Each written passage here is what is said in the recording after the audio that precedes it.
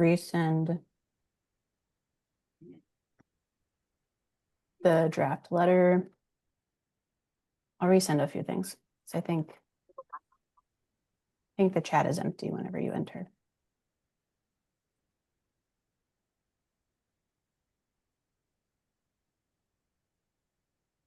All right.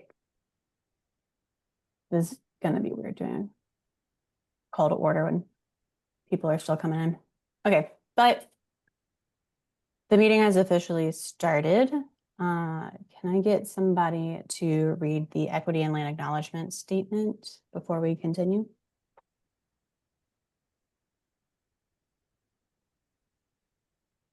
I'm going to nominate Andrew.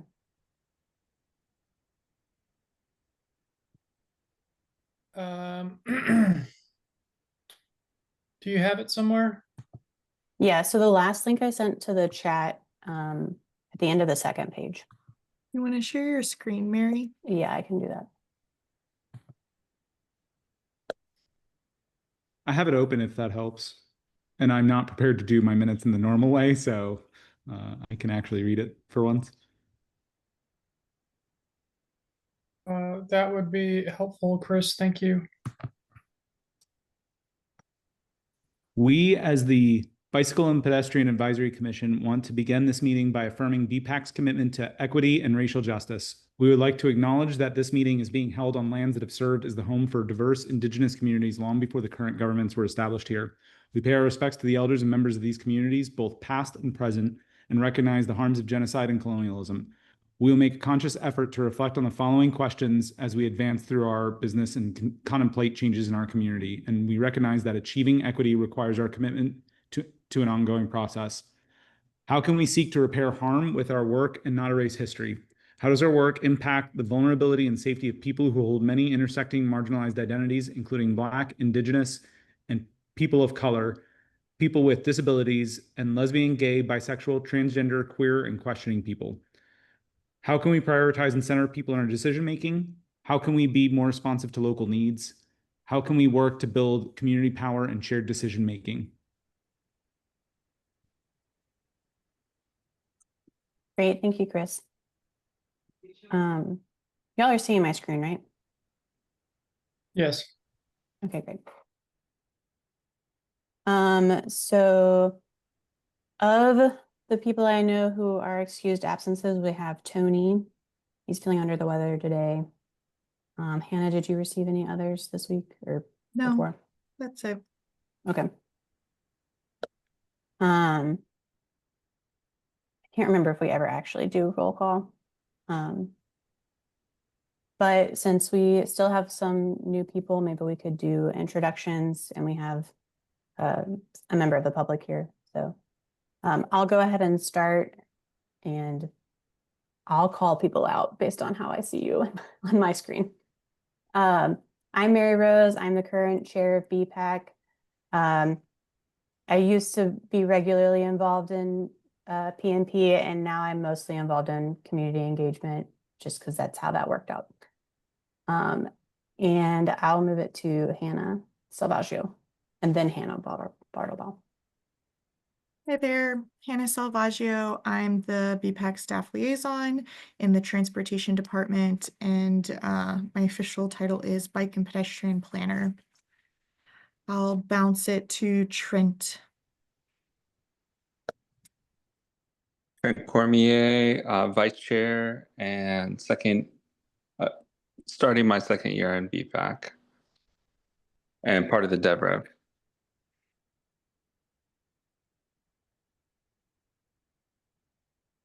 Hannah Bartleball. I'm Hannah Bartleball, second year on BPAC in community engagement chair. Okay, Mary Rose, you can pop for Yeah. Ed, can you introduce yourself? Yeah, hi everybody. I'm Ed Rizzuto. I was appointed by the county in 2018, and I am part of the Groovy Community Engagement Subcommittee as well. And Andrew? Andrew Birch. I'm on the county seat at large, and this is my first year at BPAC. Chris? I'm Chris, so I'm in my second term, but this is my first, I guess, complete term. I think I've been on for a year and a half, and I am the transportation planning policy slot for the city. And Scott? Hi, Scott Carter, and I've been on BPAC just starting my second term, so about 3.5 years. And I'm the chair of the Development Review Committee. And put in a plug for any other people that aren't assigned to a committee. We would like to have more volunteers. So anyway, thanks. Great. Maggie? I'm Maggie Green. I am on the Community Engagement Committee and I do our social media as well. Katie? Hi, everyone. I'm Katie Peralt. I was just appointed to the commission a couple of months ago. So this is my second BPAC meeting as a commissioner. I represent the city at large, and I'm still in the process of choosing my committee. But so far, I've been able to join the community engagement committee meetings, and they're fantastic. Nathan? Hi, I'm Nathan Lee. I'm the Duke Liaison County appointee, and I am also the chair of the Planning and Policy Subcommittee. And I've been on for a couple years. And John? John Lawler, County Liaison Representative. I work with the DevRev Committee and the Planning and Policy Committee, and it's been just over 1 year. Jeff?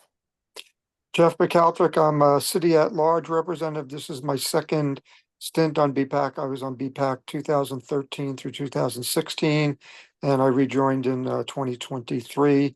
I'm a liaison to the bike walk plan. Great.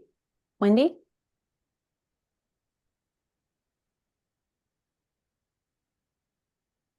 You're still on mute. I'm Wendy Jacobs, Durham County Commissioner, and I'm the liaison from the Board of County Commissioners. Thank you. Trent? I already went. Thank you, though. Oh, I'm on there twice. All right. Rosie? Rosie, I'm the youth representative and I participate in the community engagement committee. Alexandra? Hi, sorry. I'm interested in listening in. I just moved here. I'm a Duke student and I don't have a car, so I rely on my bike. So just was interested in the work you guys do. So thanks for having me. I'm just listening in. Yeah, of course. Thank you for joining us and welcome to Durham. Thank you. Nathan and I also don't have a car, so join the club. Love it. All right. Hannah, can you give us an update on our new members?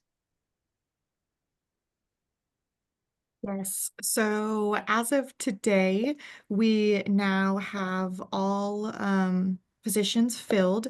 We have 2 of the new members that were just appointed. One is filling the NCCU representative position, Nathan Dixon, and then the other position is the city at large number 3, and that is Kayla Keels. Both of them, they were just informed that they were appointed this afternoon, so I don't think that they're on, but they won't be voting members until they are sworn in. So very happy though to have a full commission again. And as yeah, and as Scott had mentioned, definitely want to make sure that we beef up the committees because you know, not everyone's terms are going to last forever, and need to make sure these new members are getting trained and are really able to take the torch. So if you haven't decided a committee or you're interested in one, definitely go to the meetings. Thank you for that. Excited to meet the new members whenever they join. Hannah, I'm glad that Nate Dixon got appointed. He's actually my next door neighbor, and I had suggested it to him. So he'll be a wonderful addition. He actually bikes to NCCU Awesome. as his commute, so he'll bring a lot of insight. That's great to hear. Yeah, thanks for nudging him to apply. Okay. Does anybody have any adjustments to the agenda? Scott, I Just added. one, Okay, go ahead, John. I'm presenting on the UDO task force, so there's another committee report down below. I don't need that one. Yeah, so I went through earlier and But for that's the no people. topic. Yeah, that's the no topic because I figured you would cover it in your presentation. Yeah. It's covered. Okay, great. And then I added Scott down here under other liaisons. He emailed me earlier about giving a little mention about the bus rapid transit plan meeting that they had. I don't know if this should come up during adjustments. Mea culpa, I have not done my minutes for the last meeting. I was very thrown off by the recording by hand, and I forgot to make a copy before giving my video to Mary, so I didn't have access to it for a period of time. So I just have not got my stuff together, and we'll have to bring that next time. I think we can call that an adjustment, removing this approval of the September minutes. Can I have a motion? I'll This is- motion to remove this update of the September minutes. Second.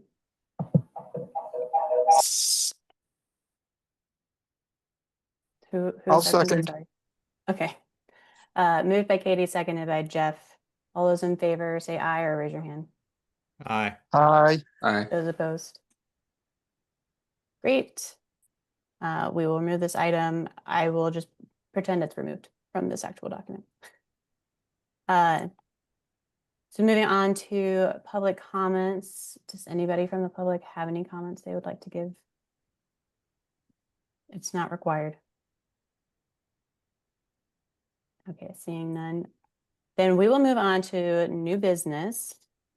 We have a lot of items that we're going to try to work through today. So we'll just get started. I feel like we should have assigned these to people. So commission member involvement in committees and special projects. So like the UDO update or the different committees that we have. We just want to make sure that everybody is getting involved and also staying involved. If you decide that you're no longer able to support a specific committee, please try to make that known to the committee chair and also try to join another committee. I know that like sometimes people's schedules change and you know, maybe first Thursday of every night doesn't work for you anymore. And so you got to go to a different meeting. But just make sure to keep your committee chairs updated on whether or not you'll be participating in that committee. And if you're not currently involved in a committee, please consider joining one, whether that is just because it works for your schedule, which is how I've mostly done it, or based on what your interest is here on this commission. Hannah, yeah, do you want to talk on the... Scott, do you want to give a little spiel about what development review does? Maybe just like 1 minute, high level, because that is one that we really need some people to join. Sure. Right now, we've got 3 members, and we've had a few people in the past that have their BPAC term is rolled off or whatever. But what we do is developers come to Durham City and County for proposing developments that have to have rezonings done. And those go through an approval process, and one of the commenters is BPAC. And so we get maybe 1 to 2 of those per week that get distributed around, and we look at these plans, and sometimes it's 6 townhouses, and sometimes it's 300 acres with 2,000, homes on it, or sometimes a commercial property. And so we're looking at the maps and their documents to see if they have the right bike and ped amenities in them. And then if we see things that are missing, we make requests for those to be added. And so we have a very well-developed process for looking at the plans, where to look, and what our comments should be. It's sort of like if you see this, then we need to ask for that. If you see that, then we need to ask for this. And so we try to make it as efficient as possible. And so usually I will assign the development plans that come in to people they can do the review in maybe 30 minutes on their own time. And then when we get together once a month, we go through, everybody has, 5 to 10 minutes to go through each one. And, then everybody will take a quick look at it and see whether there was anything missing or not. And the things that we tend to ask for are multi-use paths, generally on the frontage of the property, a connection to schools, to trails, to bus stops or transit stops, and then crosswalk enhancements, and so other things like that support bike and ped. So anyway, if you're interested, we can go through examples, and I can teach you how to do it, or the other folks on the committee can too. So anyway, it's one of the more technical parts of BPAC, but also it's very interesting because we see all the development plans that come through and sort of see where the cities and county are going as far as where the growth is and that kind of thing. So anyway, that's more than a minute, but that's our spiel. No, that's fine. And I'll also say that if you missed this month's, it hasn't happened yet. It got postponed to this Thursday. So if you're interested or not sure if you're interested but want to find out, feel free to go to it this Thursday at 6:30, I believe. Yes, 6:30 to 7:30 to 8. So we try to keep it as efficient as we can. Sounds great. And those are open to the public as well. So Alexandra, if you want to attend those, you're welcome to. Well, Anna, do you want to talk about the streetlight inventory? Yes. So that is a project that kind of ties into the budget requests, which we'll be talking about later. But Downtown Durham Inc. and then also just the transportation department both said that it could be helpful to have a couple members on the commission do an inventory of some of the downtown, core downtown street lights to see what ones are too dim and what ones just might be out entirely. That's something that typically only gets reported if someone knows how to do the reporting. And so we will have, I guess, this next CIP cycle, a request for additional funds to help the city be able to afford upgrading some of the lights. But just in general, if lights are too dim or need to be upgraded, we just have to put in Duke energy requests and they are able to do it pretty quickly. And so yeah, they wanted to see if there were a few people on the commission that could help with maybe just one street, or divide. Maybe some people look at like 9th Street, or like some just look at Main Street. I don't know, just a couple of hours to look at it, because again, it's not during like work hours, so it's often just resident requests. So yeah, throw that out there. Chris, I see your hand up. Yeah, so my question is, I guess, first, how do we volunteer to do this? I live so close to downtown and I'm walking around all the time that this is actually easy for me to do just as part of my daily life. So I'd like to volunteer for it, even though my wife's probably going to get mad that I'm volunteering for something else.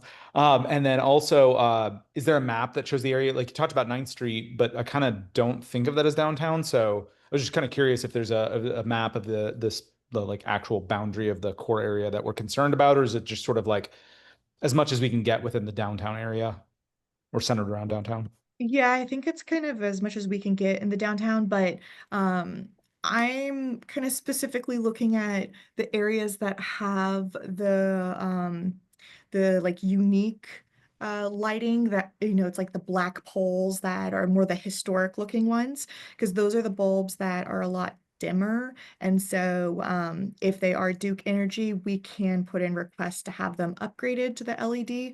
And so there are like specific limits, but if there are some members who are interested, so Chris, it sounds like you would be interested in, can reach out to Terry, who leads our streetlight program, and just see, is it a map, or like how would it be best to document this information?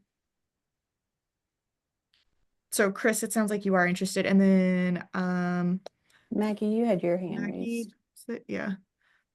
Yeah, it was just about how we would go about documenting it. Just because, for instance, Main Street, just taking a picture, how exactly we would do that. Yeah. If anyone would want to do like a social district walk while we look at streetlights, that could be kind of a fun little outing. I think there's IDs on some of the polls, but I'm not 100% on that. And so that might be a way to do it if they do have IDs. Otherwise, we probably just have to try to describe the location as best as possible, right? So like take a photo. Yeah. And they have, if it's Duke Energy, the light, they do have an online map, and you can actually like click what one it is, and you can upload supporting. So that is an option, but yeah, it sounds like both of y'all would be interested in. Is anyone else? I see Hannah, you're interested? Okay. So,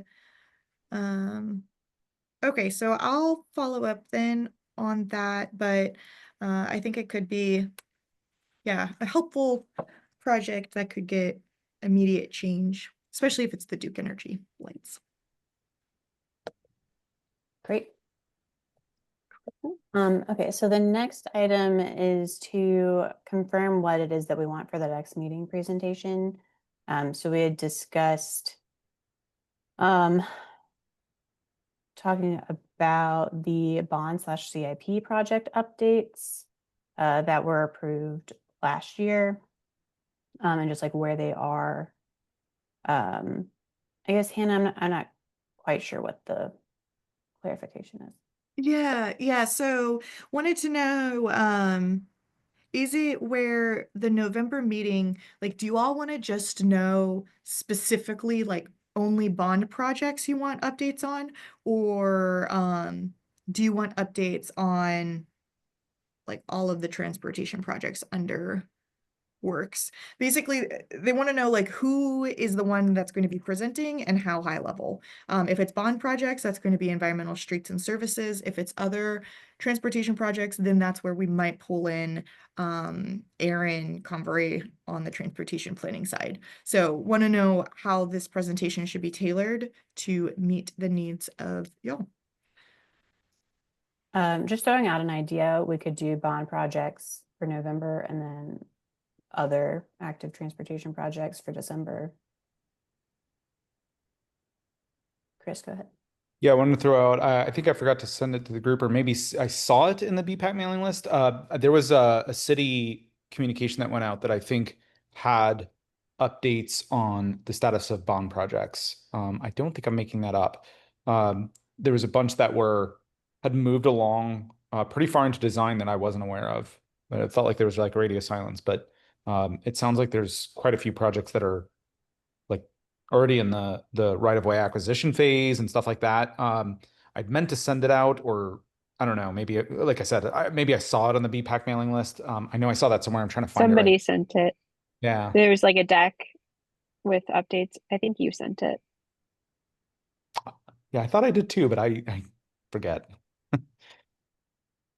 Wendy, what is, you have your hand raised. Yeah, I was just wondering, do you all ever at some point have the county transportation manager come and give updates on county funded transportation projects? I mean, some of what we're funding is in the city, is our city projects, but there are also some projects that the county's actually managing, and then also Go Triangle that we're funding. I just was wondering. I don't think we have since I've been on BPAC, but I don't see why we couldn't. I would recommend that. Ellen Beckman is our transportation manager, and you know, she could come at some point and report. We do an annual work plan Okay. for the use of the county transit dollars, and so I'm sure she'd be happy to do that. Okay, that's a great idea.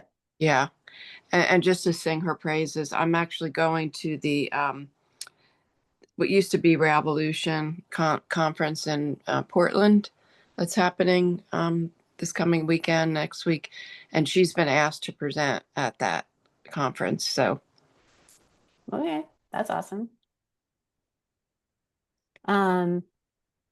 Okay, so I'm looking at some, it's really, it's just Nathan talking in the chat. Wanting specific, not high level on bond projects for November. Anybody else have a preference? I think that's kind of where I stand as well.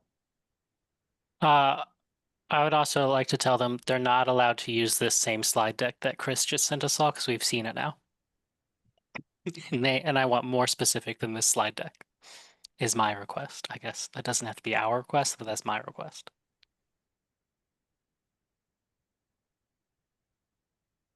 Anybody have any preferences? Yeah, a little bit more detail on like any like speed bumps, for lack of a better way of putting it, forgive the pun, to any of the projects, like unexpected expenses, delays. Likewise, like is that getting balanced out by unexpected smoothness on any projects? Are we kind of feeling like we're on track to finish it? So I think that's the kind of information that I agree with Nathan. That's kind of things that I would like to see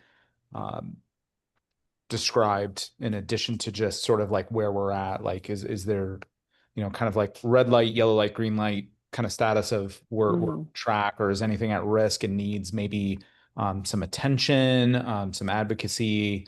Rather get that done earlier in the cycle before a project blows up and becomes, non-feasible or has to go through another cycle of budget allocation.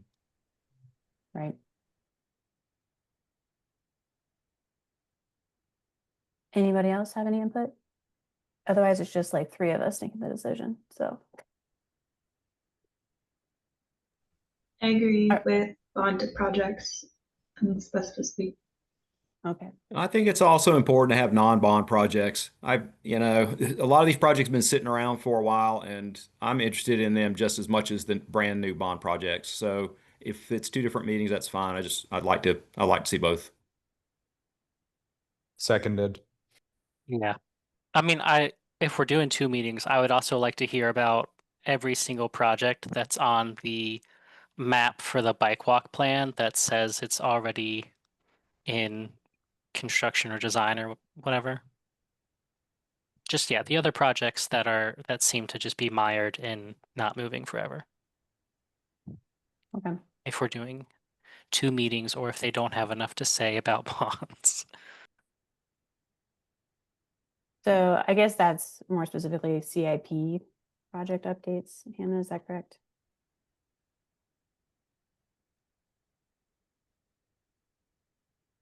Yeah, I mean, if there's nothing else to share than what Chris shared, which was a bond update, if there's nothing else that they're able to share besides that, do you want to then have it where it's that presentation plus the active transportation updates? I just don't know if like they're going to be able to give like that much detail, since that wasn't a presentation to council.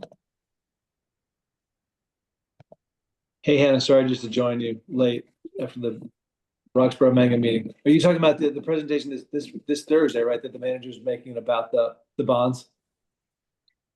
Yeah, so we were asking, well, Environmental Streets and Services and Transportation wants a clarification what BPAC wants to see for the November meeting. And so want to know, is it more in the weeds, like deep on the bond projects?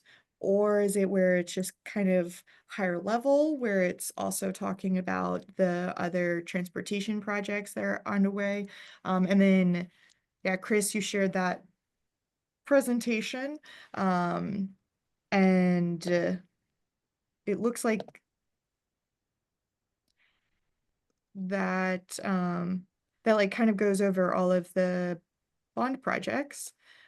So I don't know that there would be anything new that this commission would get outside of this presentation. So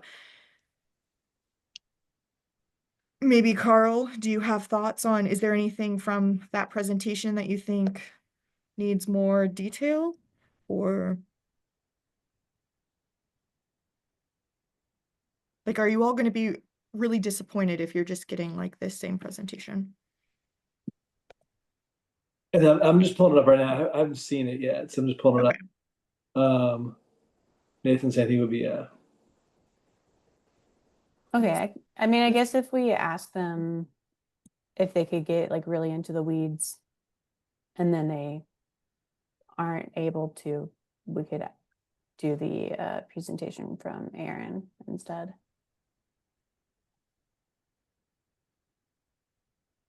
For November.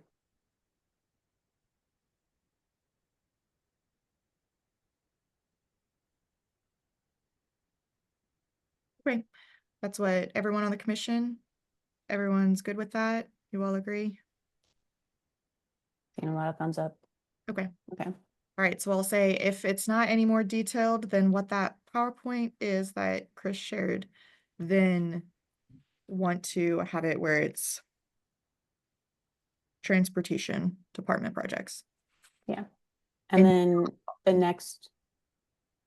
next meeting that we have after transportation projects can be Ellen Beckman, County Transportation.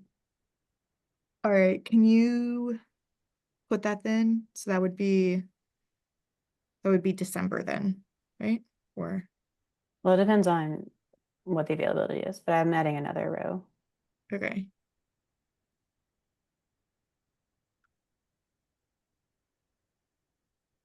Nathan, can you say why you'd be disappointed about that? I'm sure. I think I'm having some of the same feelings, but like, say more about like. I can just read these slides already, and I can see the presentation that they give to council when they give it to council, and so it doesn't. And also, this seems like really high level with not a whole lot of detail about like specific stuff in it. I don't know. It just.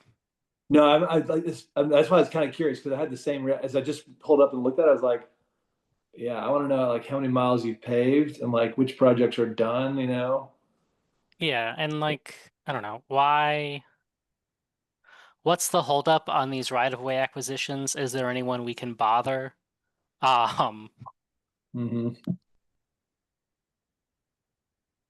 Stuff like that, I guess. Yeah, and I just to chime in, sorry to just jump in. You know, one of the things that I've gotten into a borderline hobby of is looking for city council agenda items that don't necessarily get as much attention. And one of the things, if you're not aware, is that if the city can't work out something with right-of-way acquisition for projects where it's necessary, it can sometimes result in requiring eminent domain just to even get like easements, right? And there's literally these actions on the agenda for condemnations, and I don't know if those ever need public support or anything like that. But you know, my question would always be like, do these transportation projects that are there details that aren't ending up in this presentation where we could provide value in advocating for whatever the city needs to be able to get these done to clear these speed bumps? And without knowing what those are, and without that being, you know, kind of publicly disclosed and shared, it makes it so we can't help facilitate, you know, faster project delivery. I think we're all interested in. Okay. To try to get back on schedule, we're going to go ahead and move on to our next item, which is to discuss city budget requests. So we're going to break out into different groups where you're going to discuss basically what we want to list as recommendations. to be added to the budget priority list. So I've already drafted a letter that's going to go to Carl because that's what we did last year. I'll put it back in the chat. There is a link to what we asked for last year. I can find that and put it in the chat as well. That's where I got all of this language from. And yeah, any ideas that you have, write them down. We'll report back at like 8. Try to report back at 8. Is there a list of possible CIP projects, or are we just blue sky brainstorming? A bit of blue sky brainstorming. And then I think I have a little bit of a list that I can add to the Didn't chat. you draft something? Are you able to talk through that, Mary? Because we had talked through Yeah, this I before. didn't add them to the letter. But one of the items was to have a bike lane sweeper or something for protected bike lane cleaning. And then also a bike lane tracker was discussed. Which Trent, you're on, right? You were going to look into that. Do you want to share any updates from that conversation? Yeah, Just- so I can talk a little bit about it, and I think Okay. Just a brief overview is there's several different kinds. Some are video, some are infrared, some are pneumatic when the tires go over. And then there's another one that's piezoelectric, I think. I don't know if I'm pronouncing that correctly. But NCDOT actually did a research study on the accuracy of these devices, and they published it in 2021. And I can share that study in the chat. And I think the prices range anywhere from, from low cost to 10 grand for these things. And they vary in installation and accuracy. So the study talks about this pretty well, and I'll post it in there, and you guys can just look at it while you're discussing other things. So, And I added a link to the last year's letter for people to reference.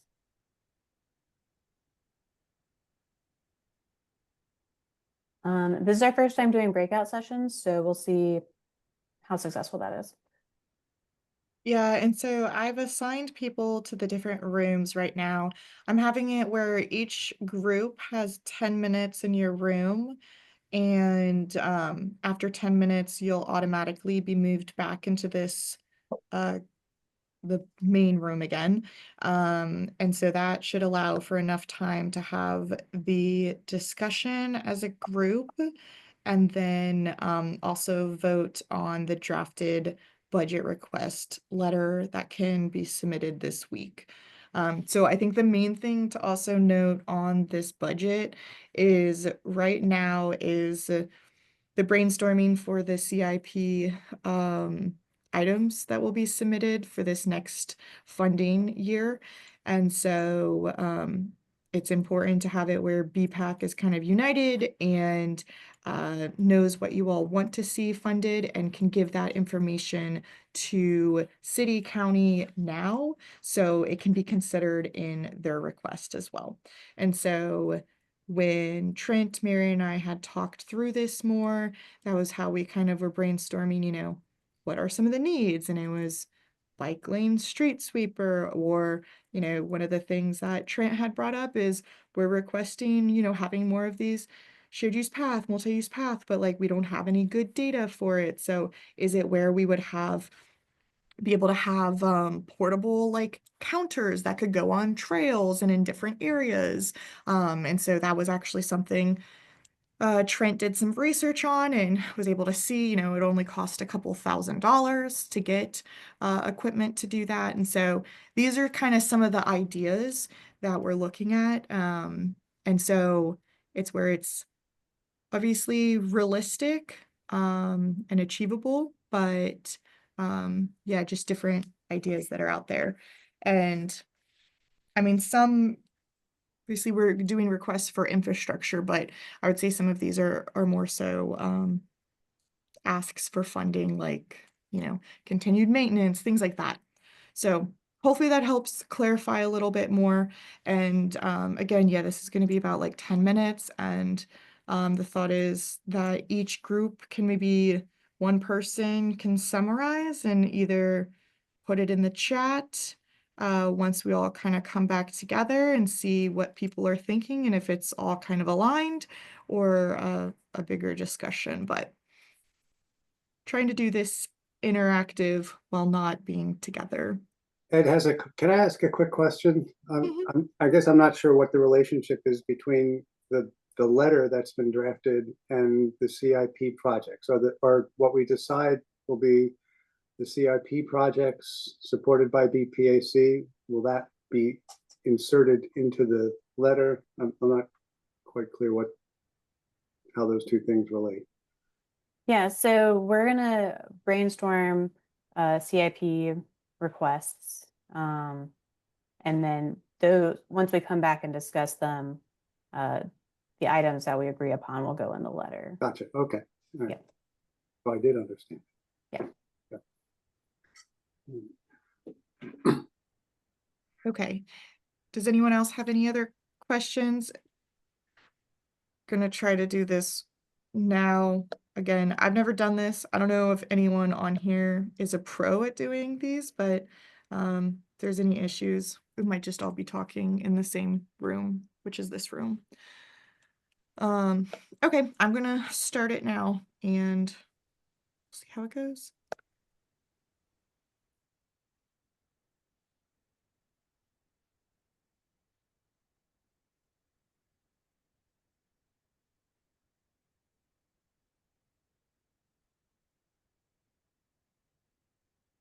It looks like you're in here with me.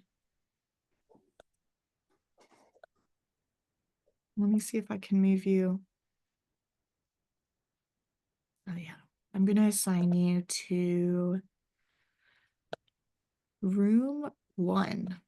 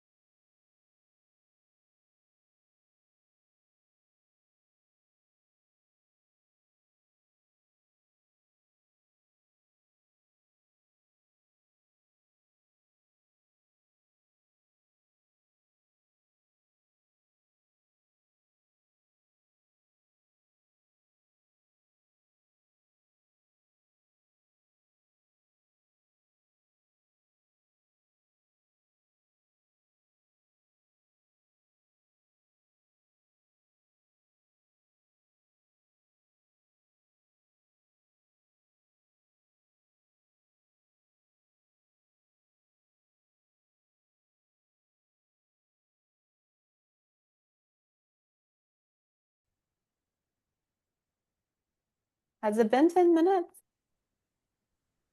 Sure was. Oh, wow. I wasn't in the rooms though, so I don't know. Did you all get much discussed at all or no? Got some ideas. We got some ideas. We did. I feel like there was more, but that's okay. We can hear what everybody else had. Okay, great. So again, I wasn't in the rooms, but I don't know, how do you want to have it where people share? Well, the rooms were numbered, so do we want to just go in order?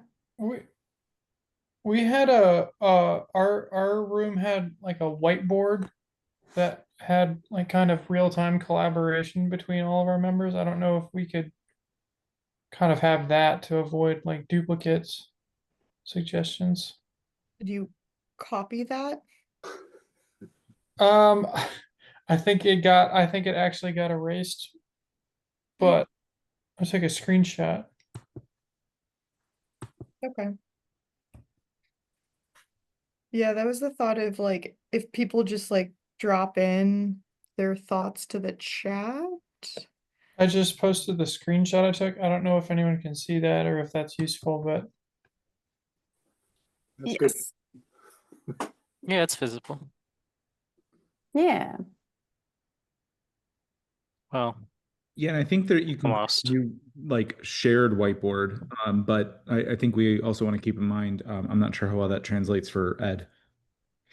They were filling me in as we went along. I got it, but I can't see it on an ongoing basis, but I'm following along pretty well. Does each group then want to, I'm assuming one person from each group was identified as the person that was going to kind of report what you guys discussed, or did people figure that out or no? I just took notes. I wasn't appointed, but I took notes. I elected myself. Okay. So we got 2 groups. I know there were at least 4. I can voice over from the screenshot, Okay. or just Okay. type it into the chat, whatever is easier. And then who's the last group that's not represented with Nathan, Mary, and Hannah?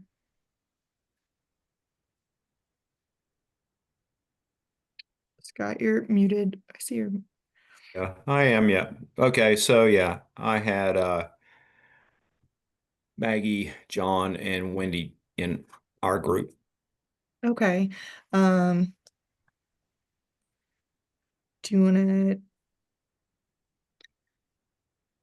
Well, basically the 2 things that, if I could just jump in here, 2 things that came out of our group, and were having a dashboard that the city keeps up to date and that we can go to BPAC or the public can go to kind of keep track of these projects so that we don't have to go dig for information and struggle to find the right person in the right status and so on. Just have a dashboard, and it sounds like the county has that kind of thing already up and going, and the city maybe could use that as a model. And so yeah, that's the first thing.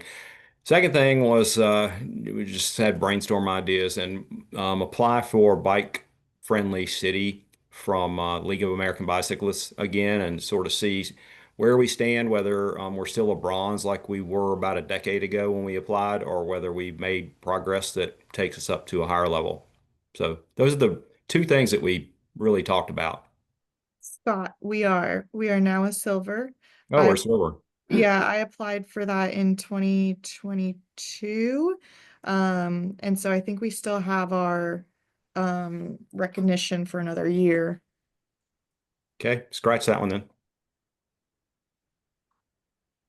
It's good to know.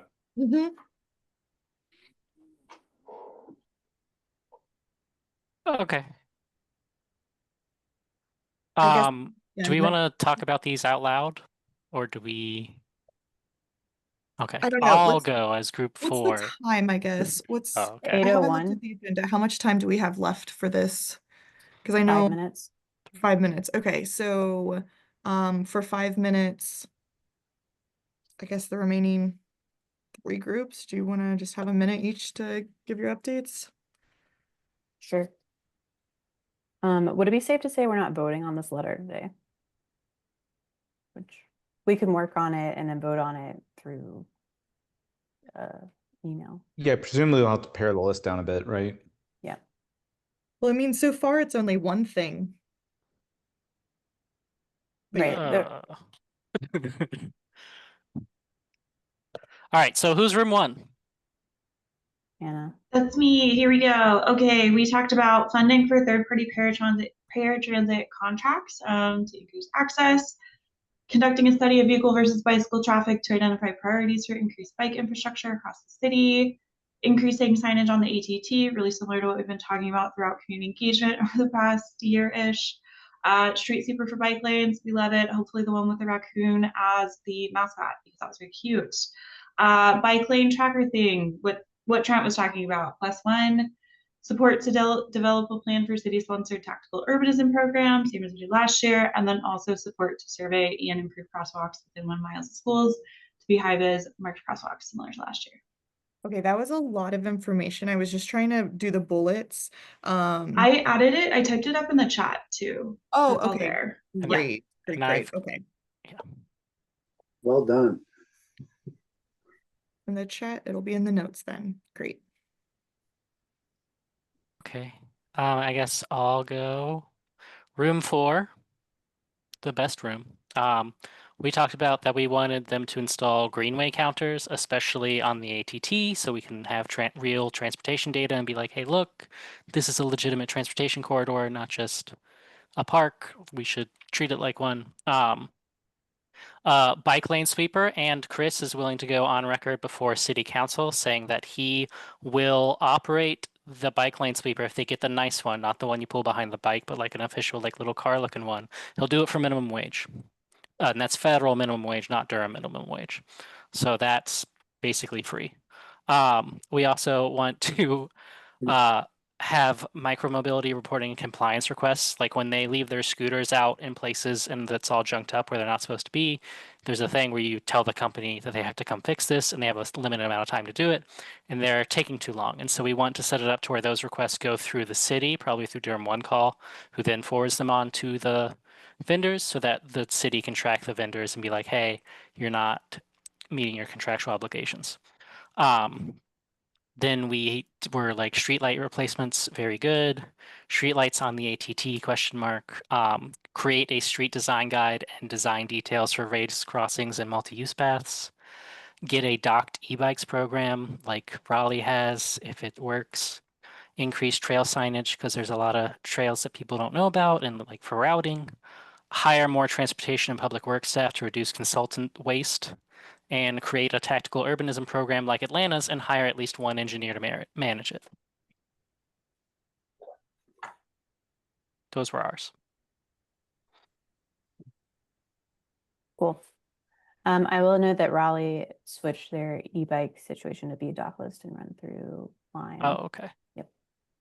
So room 3, we had taking parking spots and converting them to bike corrals with bollards.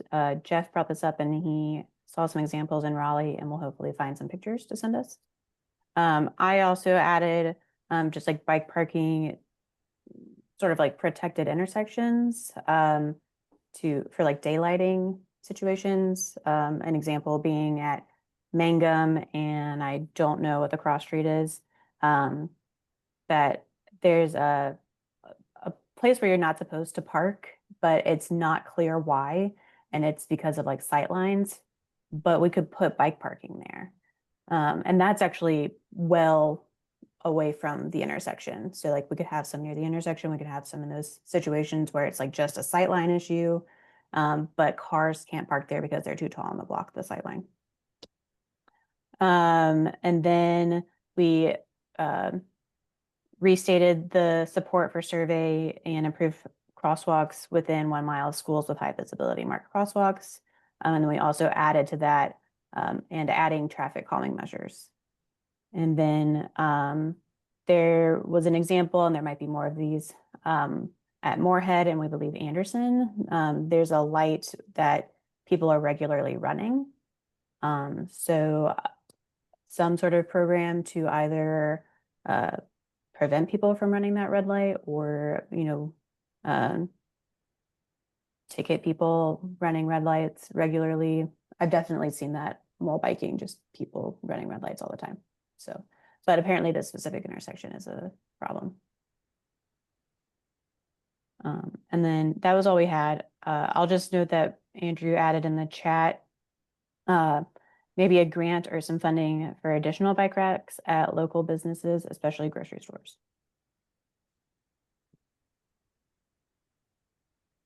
Cool.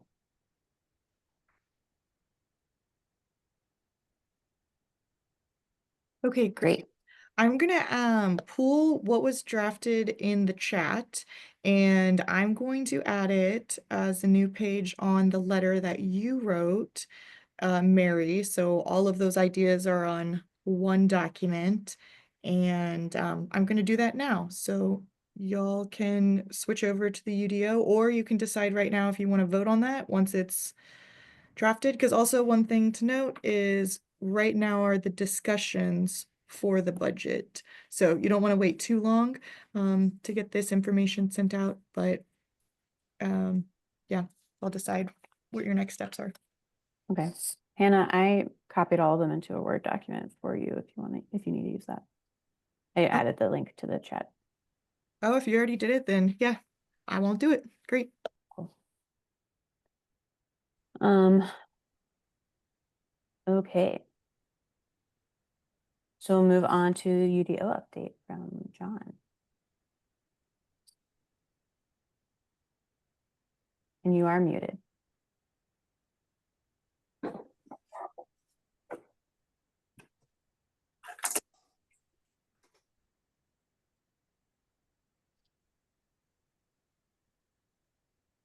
You're still muted, by the way.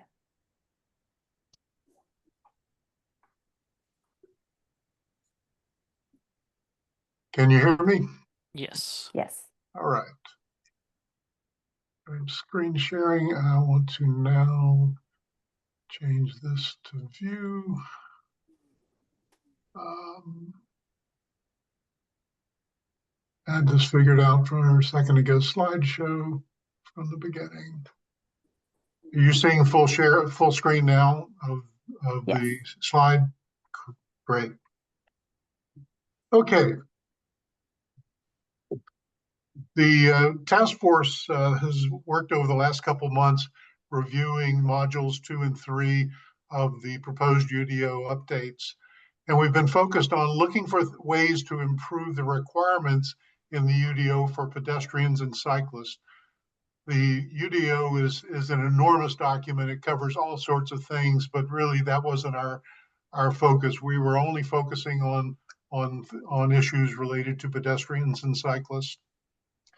And we created a red line document for those edits that was posted. I hope most of you have had a chance to look at that. And you could see in the black type, what the original language was in the UDO update, and then the red type, what we were recommending. We're not going to go through that document right now. There's just too much there are too many details in it. So we're going to focus on 3 primary ideas that are a little bit deeper, a little bit more important for the group to understand and get behind. And I'm going to try to keep this as fast as I can. I've practiced it today to the point of almost losing my voice. And so I hope the voice holds up. So far, I never got it down to 15 minutes, but I did get it down to 17 as my best time, but we'll see how that goes. I would like to shout out to Scott, Chris, and Nathan, who were involved helping me with this project, looking at data, looking at the UDO recommendations, providing feedback as we were putting together our recommendations, and then putting together the final report. But I want to focus on 3 ideas: 12-foot multi-use paths, raised crossings, and ways to improve the short-term bicycle parking through the UDO process. One thing I would like to also do is I'm not going to take any questions during the presentation because there's a lot of material there, and I have a tendency to get wordy when I have it, and so I want to avoid that discussion until the end. So if you would hold your questions, if you want to put them in the chat, I won't review that during the presentation, but we can look at it afterwards. But I really want to just stay focused on this to get through the material. 12-foot multiple use paths. So if we're all familiar with MUPs because we've got a great example, the American Tobacco Trail. You've got pedestrians and cyclists on the same trail going in both directions. You also have another document, the Comprehensive Transportation Plan, that identifies roads where cyclists are riding in the street, and then identifies the roads where the streets have been targeted for an upgrade. The traditional upgrade was to add a bike lane, but that changed because there's a negotiated solution between Durham and NCDOT to not add bike lanes, but to start creating the 10-foot MUPs alongside the feeder roads that are identified on that map. The challenge is the 10-foot MUP is not in the current UDO. It's also not in the proposed UDO. Developers find out about it when they're starting the process to meet with planning. They go, here are all the steps that you're going to have to go through. Here's all the documentation you're going to have to provide.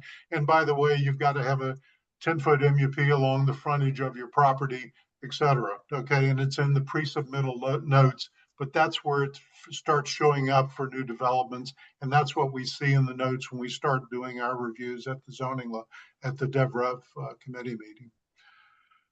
So the only challenge with the 10-foot multiple use path is NACTO does not recommend the MUP for that type of transportation corridor. They recommend separating the infrastructure for cyclists and pedestrians and not using MUPs.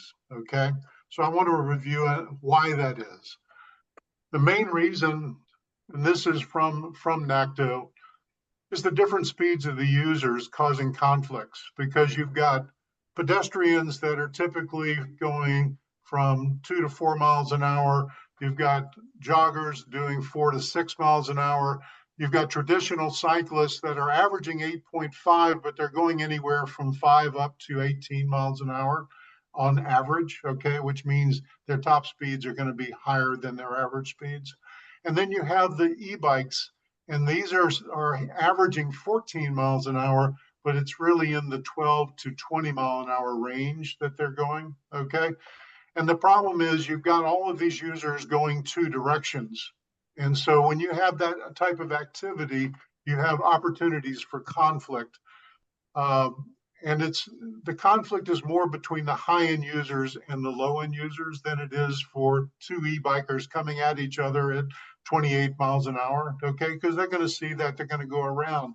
The challenge is, as cyclists, is you come up on someone going slow and it's somebody walking dogs, and you don't know how the dogs are going to react and create a problem. And that's a potential conflict. You might have family with kids where the parents are concerned about the speed of the bikes with the kids and the safety of the kids. We've all had situations where we've come up behind walkers and we said, on your left, and immediately they drift left, okay? So the conflicts comes because of those differences in speed with the different users. And the challenge comes in terms of, the more users, the greater the opportunity for conflict. The more narrow the multiple use path, the more opportunity for conflict, okay? So if it's wide enough to handle the amount of traffic without conflict, multiple use paths are fine. That can be a rails to trail that is away from a population center where you don't have a lot of transportation users. It could even be on a transportation corridor. I was thinking about this along Wake Forest Highway, where it could be far enough outside, away from the city of Durham, where the multiple use path might still be relevant down the road once we get this thing going. But once it gets closer to town, you can expect a higher group of users, and so there's the potential for conflicts. Parks Trail is good for an MUP. The Neuse River Trail, if you've ever been on, that's a perfect example.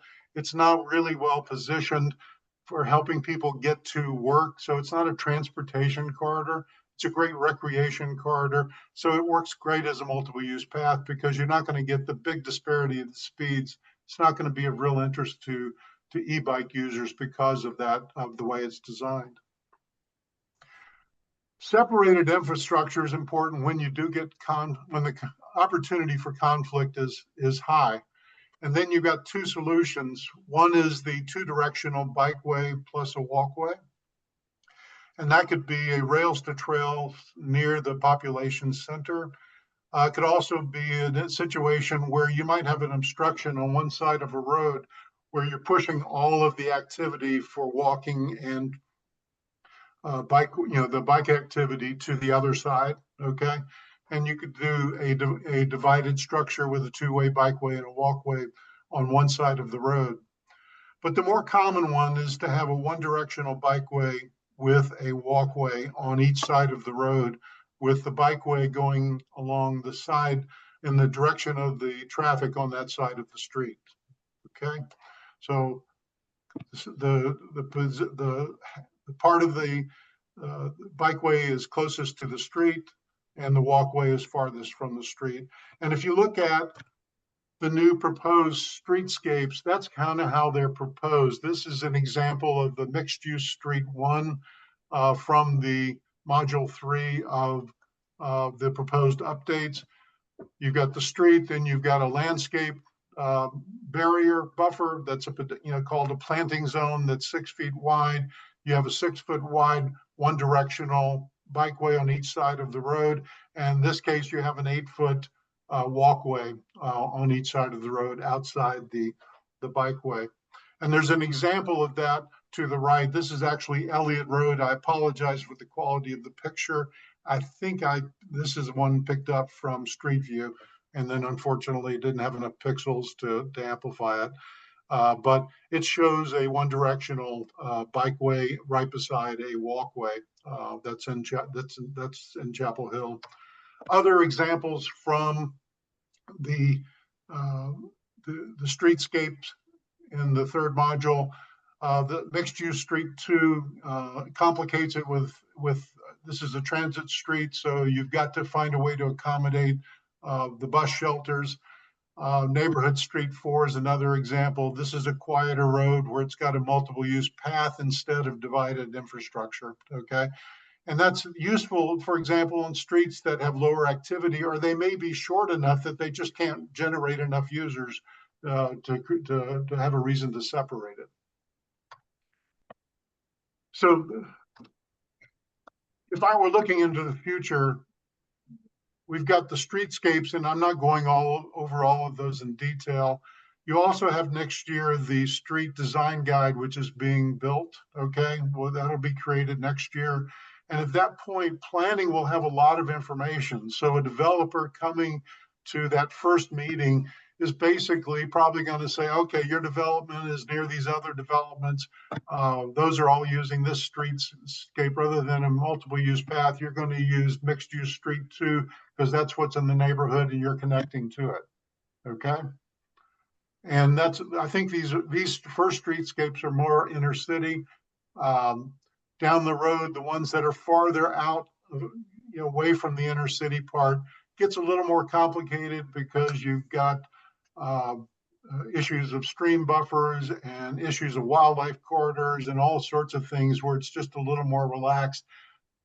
I think they will probably for a while still be relevant as multiple MUP type solutions, okay, where you don't need to worry too much about it for a while. But one thing you got to realize is the challenge there is for each of the developments, you're creating a multiple use path along the frontage road for the width of the development. And these are like links in a future chain, okay? That at this point, they stop at the property lines. You get access to them for the entry streets. Sometimes you might have a pop out, stub out to the street again.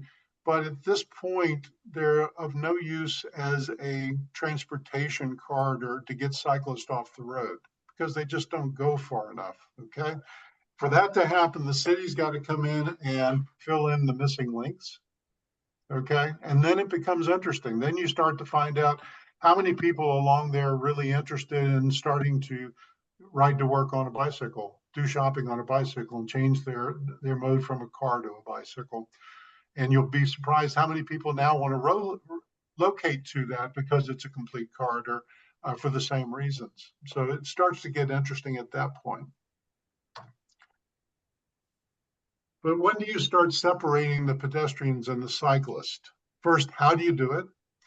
If you have a multiple use path, all you need to do is paint a solid line down the center of the multiple use path, paint a one directional bikeway sign on the side next to the street and just keep repeating that painted sign to identify this side is for the one-way bike direction, for the one-way bikeway, and the other side is the walkway.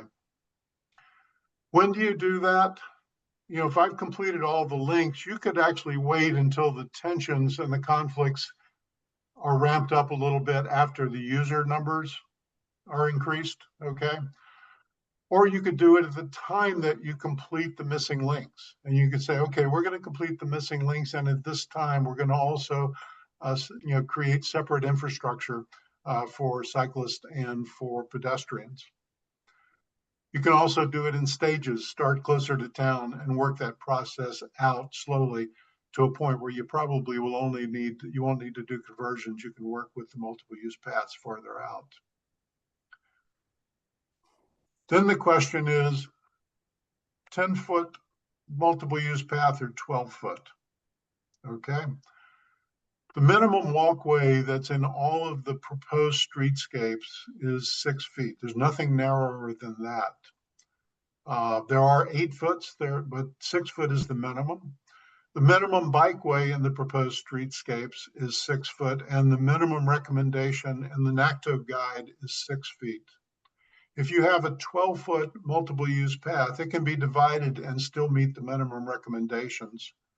10-foot cannot. So the first thing we're asking for is to change the 10-foot multiple use path requirement to 12-foot and add it to the UDO for developments where the streetscape cannot be predetermined. And then convert the multiple use paths to separated infrastructure when Durham fills in the missing links. Do it at that point because you've made it a big project. Go ahead and subdivide it.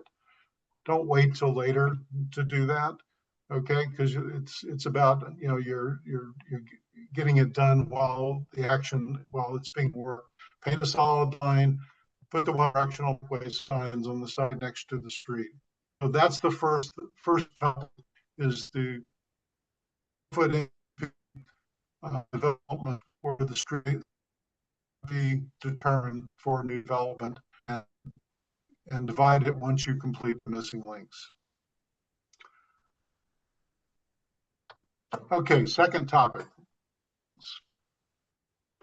This is from the guide. Ratings reduce motor vehicle speeds, increase behavior, and improve the visibility of people on bikes and on foot. They can reduce pedestrian crashes by 45%. That's from data inside the US. So what is a raised crossing?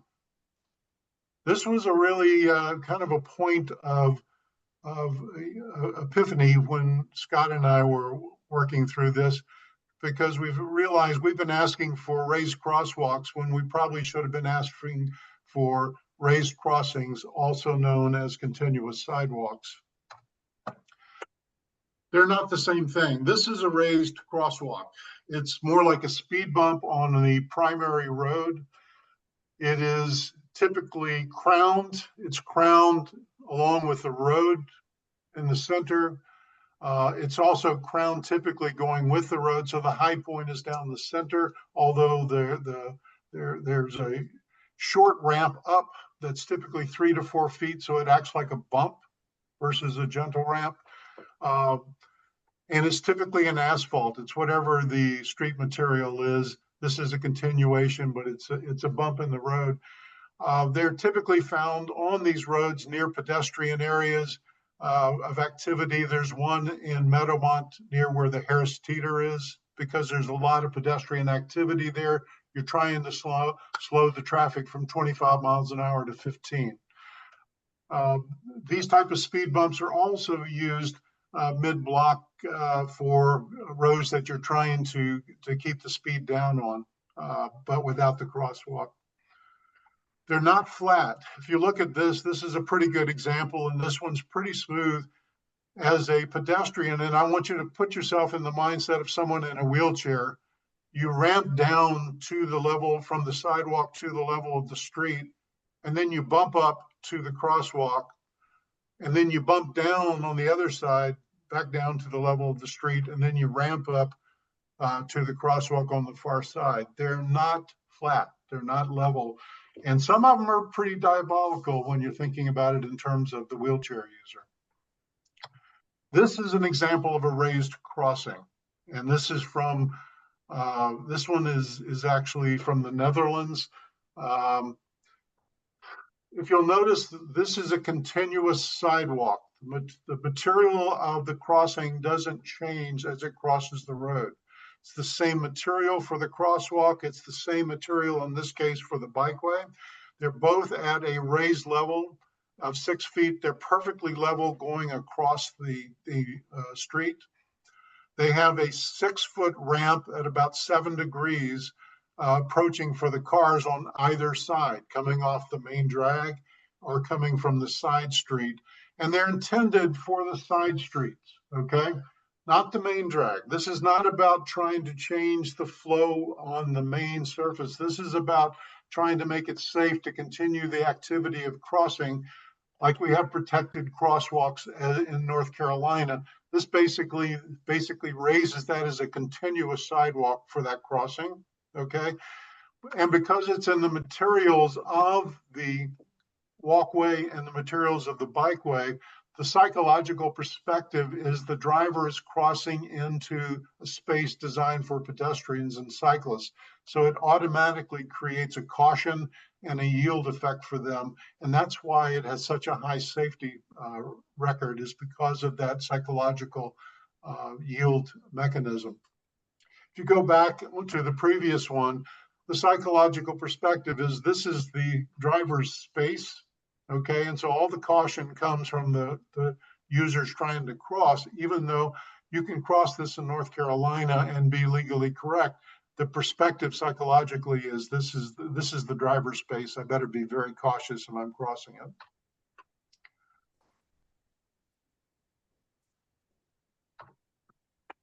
What type of intersections is it good for?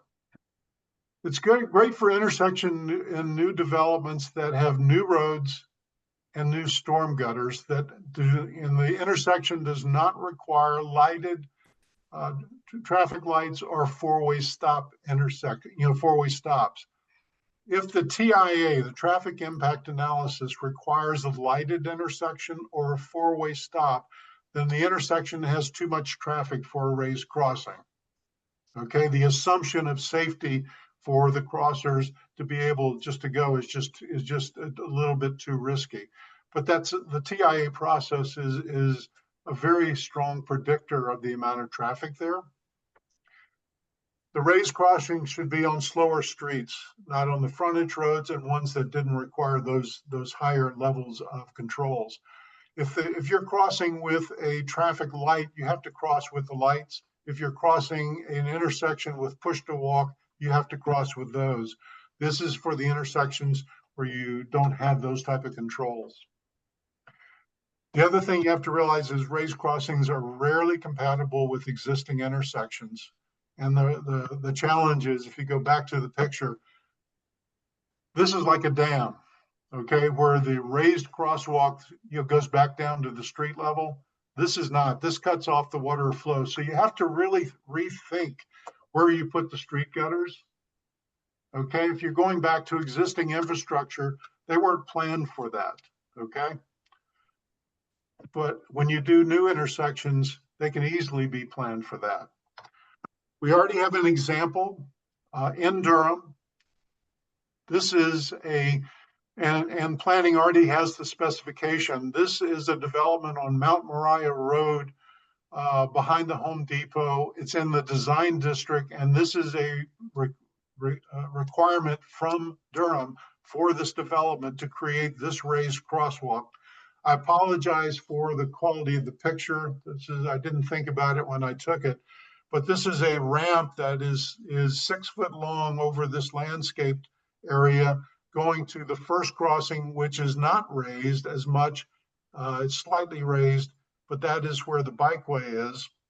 And then you have the second part, which is absolutely flat going across, which is the walkway. And on the far side, it does ramp down, even though you can't see it in the picture. It ramps down in the parking lot for here. It would have been better if they had created the crossing for the bikeway in the same material, used the asphalt for that like you saw on the other example. And it would be better if they had put the bikeway across as a raised at the same level of the walkway. I don't know why they did what I can speculate, but I don't know why they did it that way. But we already have it in the spec, okay? So our recommendation is add the raised crossings as a requirement for all developments that require new access streets, new multiple use paths, new sidewalks, new street gutters, for intersections without traffic lights or four-way stop signs. And you can add bold highlight stripes for the crossing if you feel that's necessary, but it'll result in a big reduction in collisions between cars and pedestrians. It's not for existing inventory. You can't go back and just simply add these to existing streets because you don't have the water the control for storm runoff managed correctly. It's only for new developments, and most of our new developments create new roads for access, new internal streets.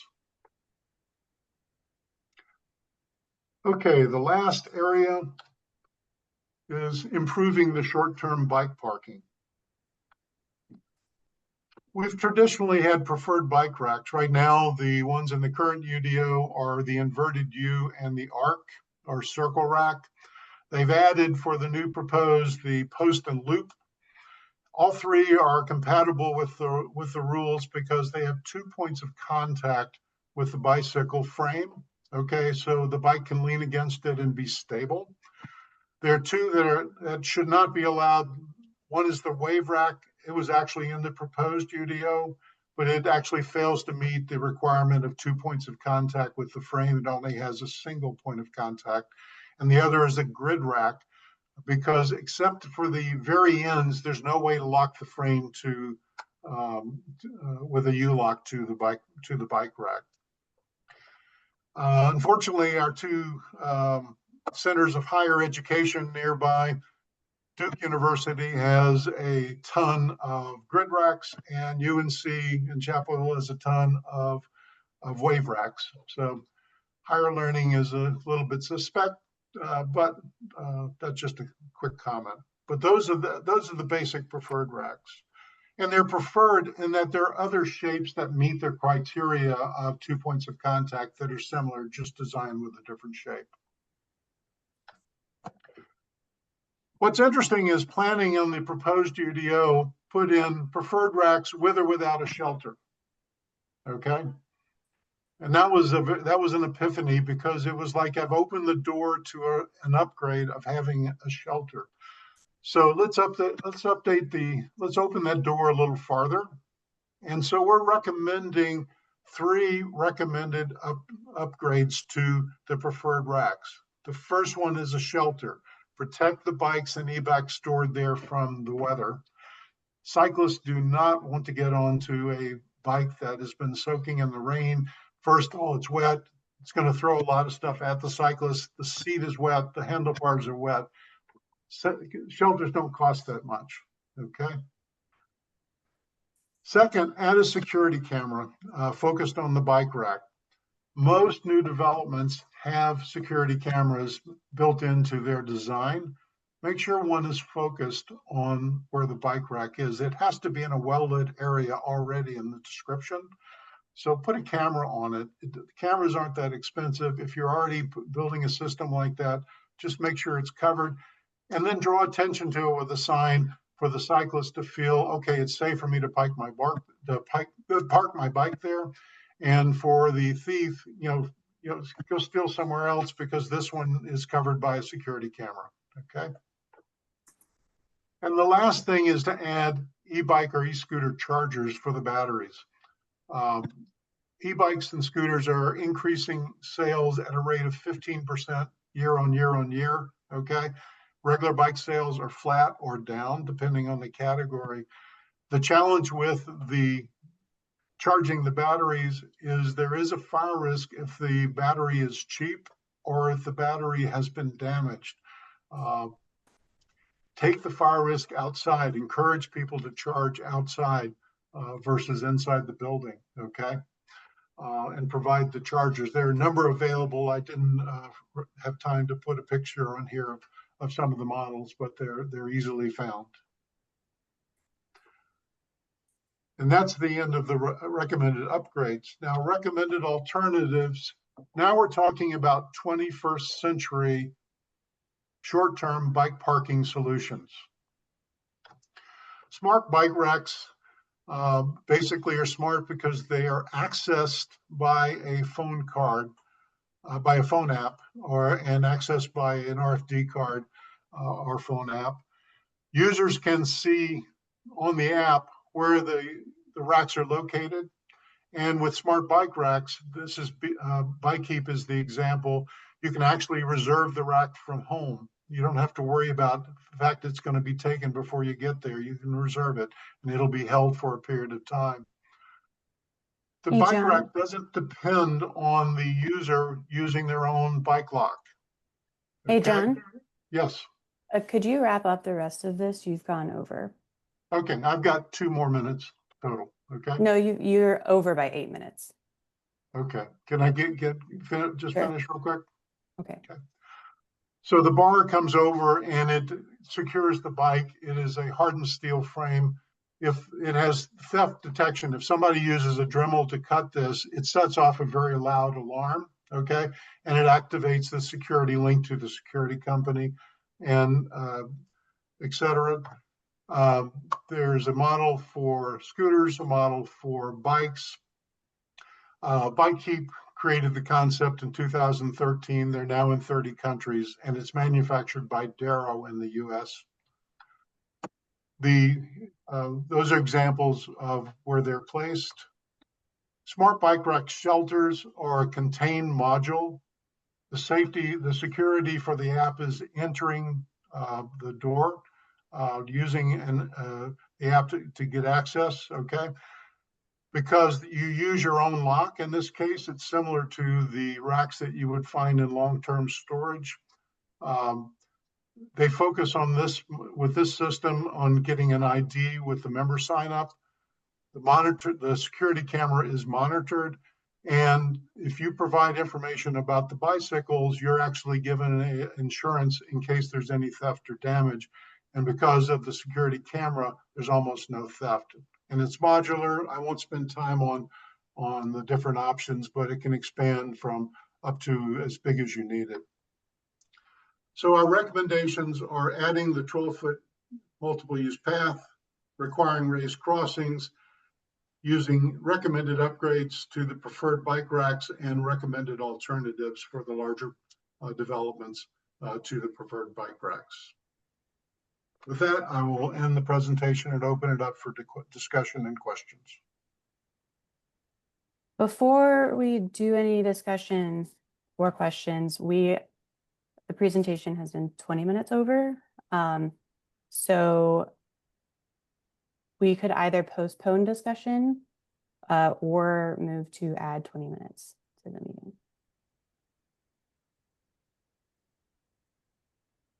And I will accept a motion to add if that's what people want. Would add like 5 minutes if you want right now, just and kind of keep moving forward. Okay, someone said I can stand for 10 more minutes. Yeah, I think 10 minutes. I wouldn't do 20 minutes, so. I motion we add 10 minutes. Okay. Yeah, and we can just wrap everything else up really fast. Does anybody have anything they want to discuss? Oh, I guess we need a vote to add. All those in favor to add 10 minutes? Aye. Those opposed? Aye. Okay. It's moved and seconded to add 10 minutes. Discussion. Anybody have any questions? There's more details about this in the UDO recommendations document as well. So if you need to re-see anything, there's a whole section on there discussing the recommendations.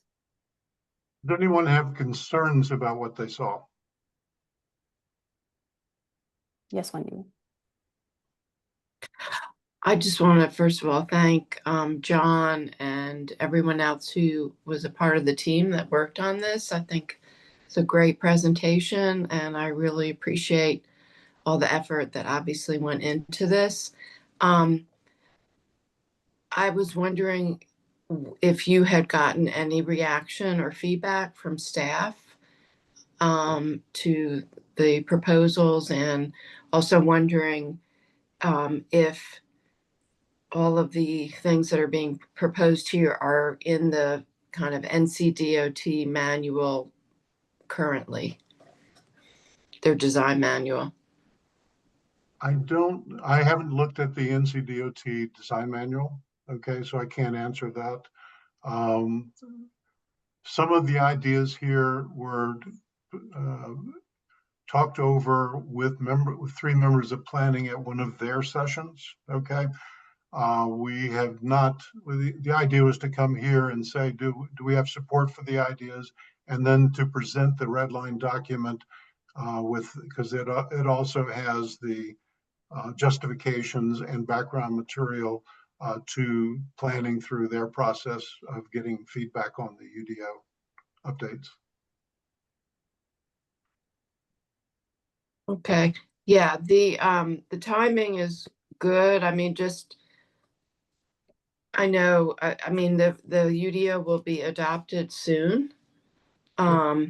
So it's, I mean, they're going to be wrapping things up, by the end of the year, really. So it is kind of timely in terms of anything that BPAC wants to do with these recommendations, and I certainly will personally follow up with staff myself. I'm chair of the Joint City County Planning Committee, and I would have loved to have seen these earlier because we just had recently a lot of the stuff that you were referencing presented to us, but I can still follow up with staff on it. So again, thank you.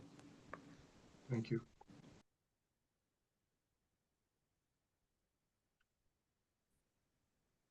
Any other questions?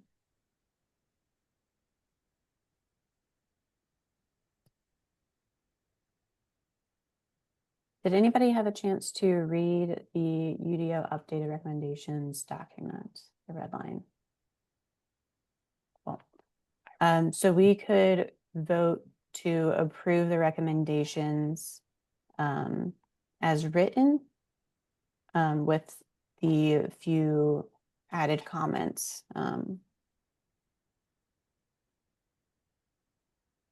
And send it this week. People are down with that? Yes. Can I get a motion? I motion to approve all of what you just said. I second that. Okay.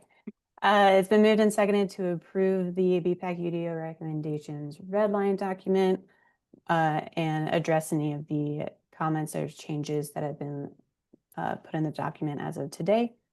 So we can send it this week. All those in favor? Aye. Aye. Those opposed? Great. It has been approved to send this document. Thank you. I apologize for going over. It's okay. Thank you for the presentation. Moving on to committee and liaison reports. Do we have anything from Wendy? Also, while Wendy's jumping in, so just Mary Rose, just to confirm, so you'll send those recommendations to like Wendy or like planning director, or how are you gonna? Planning. Okay, yeah, planning director would be good. I would include And Wendy. I think it would be good to send them to Carl and I too, because Yeah. And also transportation. I know that it's sort of out of our group now, the development review side, but I think we're still supposed to be able to review one more module of the UDO. So yeah. Yeah, they just sent out the module 3 in September. Okay. I'll send to you two and then planning and transportation. Well, I was just going to say, as you know, there's a lot going on now in terms of getting community input. The Gregson Duke Street event was tonight. I actually attended the Roxborough code. Mangum. Roxborough Mangum. I attended the online, module 6 for the UDO before I came on this meeting.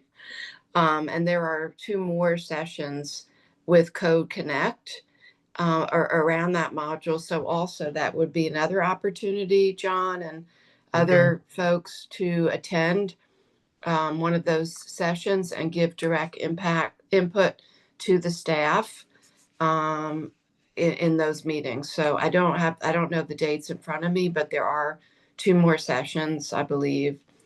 You One say in module person. 6? I've only seen 3.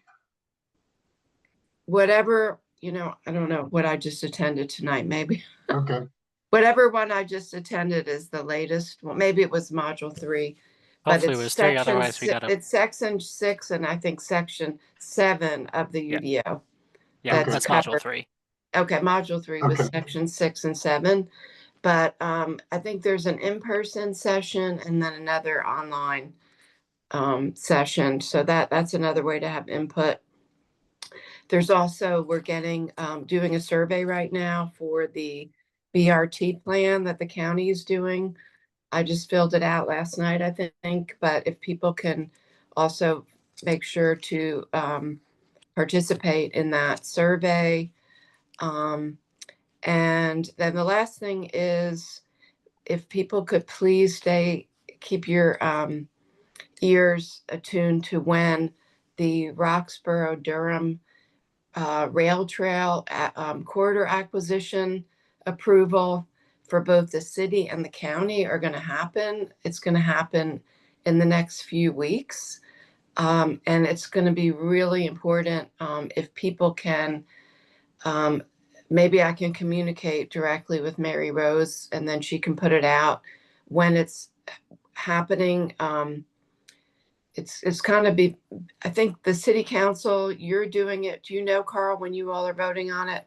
Yeah, so it's on our work session this Thursday, and then it would be on the council meeting for what that would be like, I think November the 3rd, actually. Okay. Well, if anyone can attend both either the October 22nd work session or the November 3rd city council meeting, because it's going to be really important to have residents there supporting this acquisition. Yeah. And you think on the county side it's going to be a little bit contested?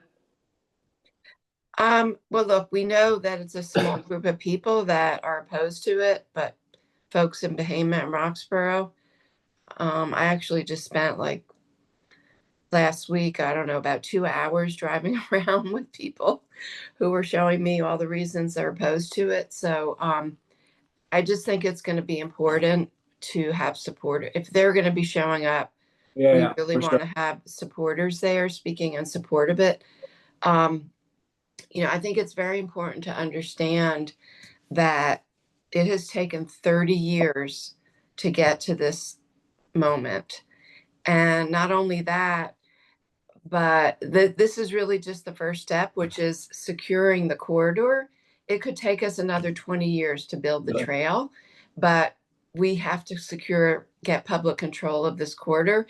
And the fact that the railroad, first of all, is now finally willing to sell it, but the fact that we have the East Coast Greenway Alliance, the Mountains to Sea Trail, NCDOT, the North Carolina Conservation Fund, the city, the county, all of us chipping in to buy it is incredible. And at least right now, the acquisition is only going to cost the county it's just a very minimal expense on the city and the county side.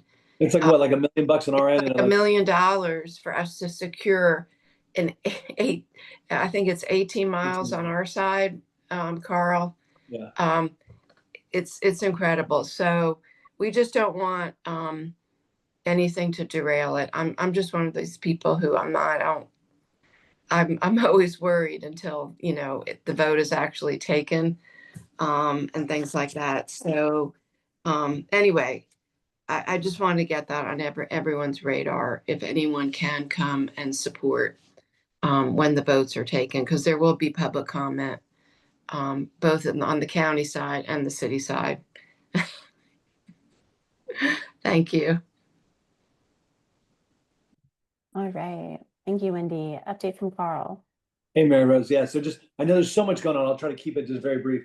So just one thing, I don't know if this came up at the joint city county planning committee, Wendy, but there's definitely, and I'm sure you all have heard this chatter out there, there's definitely a group of folks who are saying, like, you know, make sure who you elect, because like if we don't elect the right people, we're gonna, you know, and we pass this UDO, it's gonna be kind of Armageddon for Durham, and we're gonna have like everything's gonna be by right development, no more zoning hearings. And so there's definitely, be aware of that rhetoric, because it's definitely out there. I've been working on a piece for the Indy to really kind of address some of those pretty strident concerns about like how we're just gonna won't have any kind of rules anymore for zoning, which is crazy. The truth is that with a new comprehensive plan, we need the UDO to actually like help us execute what we've got in the plan there. So it's really important. So just you know, beware as you see some of the rhetoric out there, because those folks who are saying like it's gonna like destroy us with the new UDO. Yes, I was late. Sorry to be late today. I was at the meeting for the Roxborough Mangum conversion. There's like, I think 160 people there, a lot of energy for that. And I think the city staff was really excited that people came out. So thanks to all the folks from BPAC who showed up and got over to this meeting. That was a really good event. Just a couple things, just very like, you know, from the last meeting last night and then the upcoming work session. So last night we did have one thing related to the rail trail, another sort of big capital projects. We did extend our contract with McAdams to work on the Durham Rail Trail. That happened yesterday. That was approved by the council. The other thing we did was we added some money to a contract with Turner, Townsend, and Heery, which is like a project management consulting firm, to get more project managers to work on all these things, whether it's the Durham to Roxborough or the rail trail, some of the sidewalk projects. So we're adding project management staff because the council, or capacity, because the council is telling the manager, like, we got to get these things completed. So the manager is hearing that and is adding some additional project management capacity and general services to kind of manage all these different projects we have going on. That's a good thing. I do want to give a shout out to Chris Perelstein, because at the meeting last night, we actually had two, minor but significant wins on two rezoning cases. One was a street closure proposed for Cliff Street, which is over like in I think the Forest Hills area. Chris actually worked with, they were sort of essentially a paper street. They were going to close that down, the paper street, and sort of recombine that into somebody's sort of lot to build a couple of houses, And so Chris pointed out, like, hey, we're like potentially blocking off an important sort of access point here, and just creating essentially like a not a street grid. And so Chris worked with the landowners who actually then provided like two separate easements to provide more connectivity in that area. Again, it's a small thing, but it was Chris did a great job and 100% supported by the council, but it's really good creative work to make sure that we are building these networks and not creating sort of, dead end streets. So thanks so much, Chris, for that. We had a case, I'm sure the DevRev team knows about this one, out on 98 near Neal Middle School, called Wake Olive, which is a mixed use development of housing and some commercial. We turned them down about 6 or 9 months ago because they only had residential, not commercial. And because they also wanted them to like complete the sort of link between this development and Neal Middle School, which is essentially like, it's not quite the next parcel, but right nearby there. And so they came back and actually were having trouble figuring out how to make this connection, because right there along 98, there's a pretty like narrow shoulder with a steep drop off. But I think someone on BPAC, I don't know who it was, whether it was like John or Scott, actually drew some like line on some map and said like, why don't you go here? And so the developer said they're going to provide an easement for that sort of suggested route from BPAC. And so that's there as part of their text commitment. So again, it's a small thing, but it's a big win to complete those gaps. As John was saying, we have so many of these gaps around and we got to complete them. So thanks again to Chris for also working, or I'm sorry, whoever was on the DevRev team that drew that red line on a like map. It was great stuff. Yeah, and then I guess the last thing, right? The work session on Thursday, we will have that the authorization for the dollars to buy the Durham to Roxborough Rail Trail will be on the agenda. Folks can come speak about that at the Thursday session, and then that'll be on the council agenda for the 3rd of November. I'm guessing that's going to be fairly on our level probably is going to be on the consent agenda, but it's always good to have people there at the work session and at the city council meeting just to make sure that sails through. So let me stop there. But yeah, so much going on, so much good stuff. And so so much fun working with you guys on BPAC.